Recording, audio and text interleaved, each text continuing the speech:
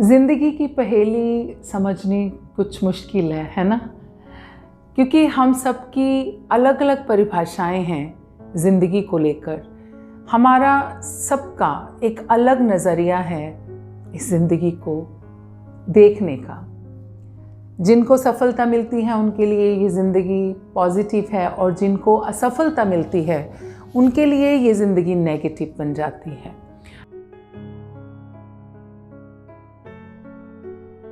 Hello, नमस्ते, आदाब, सत श्री अकाल। की हाल चाल? मैं हूँ किट्टी मान। स्वागत करती हूँ मेरे चैनल किट्टी सेज में। एक छोटी सी कहानी शेयर करने वाली हूँ। एक समंदर के किनारे छोटा सा बच्चा खेल रहा था।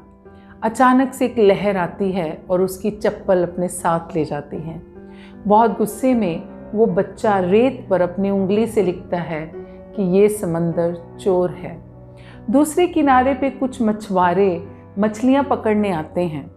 उनको बहुत सारी मछलियाँ मिलती हैं और बहुत खुश होते हैं। उनमें से एक मछुआरा रेत पर लिखता है कि ये समंदर मेरा अन्नदाता है। तीसरे किनारे पे एक जवान लड़का समंदर में डूबकर अपनी जान दे देता है। उसकी माँ उस समंदर पे लिखती है कि ये समंदर एक कातिल है। चौथे किनारे पे एक बुजुर्ग रेत पे चलते चलते उनको मोती मिलता है और वो रेत पे लिखते हैं कि ये समंदर दानी है। अचानक से एक लहर आती है, वो सब लिखा हुआ मिटाकर चली जाती है। समंदर को कोई फर्क नहीं पड़ता कि उसके बारे में लोग क्या कहते हैं। वो अपनी लहरों में मस्त रहता है। अपनी लहरों को अपने हिसाब से उठाना और शांत करना वो आप खुद तय करता है। एक समुंदर तय करता है कि उसको कब आना है, कब जाना है।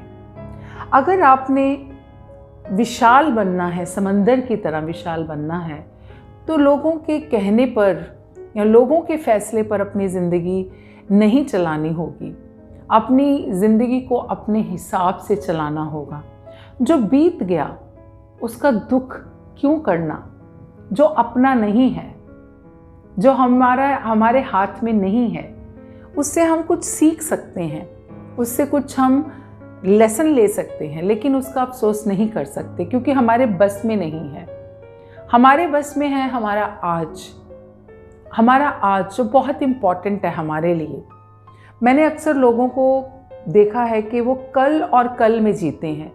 एक कल जो बीत गया, जो हमारा नहीं है, हमारे हाथ में नहीं है और हम उसका कुछ नहीं कर सकते, और एक कल जो अभी किसी ने देखा नहीं, जिसका हमें भरोसा भी नहीं कि वो आना भी है कि नहीं आना, लेकिन उस और कल में हम अपना आज जो है ना वो ख़त्म कर देते हैं। आज की जो खुशियां हैं उनको हम कल पे टाल देते हैं कि ये मिल जाएगा फिर खुश हो जाऊंगा, ये हासिल कर लो फिर खुश हो जाऊंगा, लेकिन वो कल कभी आता नहीं और उस कल में हम अपना आज भी ख़त्म कर देते हैं। तो ज़िंदगी, इस बीच में जो ज़िंदगी है वो एक संघर्ष बन जाती है, और ये ज़िंदगी तो है ही संघर्ष। सुख कहाँ है? अपनी ज़िंदगी को अगर हमने खुश माहौल में जीना है तो हमें अपनी एक्सपेक्टेशंस को ख़त्म करना होगा, अपनी उम्मीदें कम करनी होंगी दूसरों से, और अपनी इच्छाओं को ख़त्म करना होगा। क्योंकि जितनी बड़ी इच्छाएं हमारी होती हैं उतनी ही ज़िंदगी में दुख होते हैं।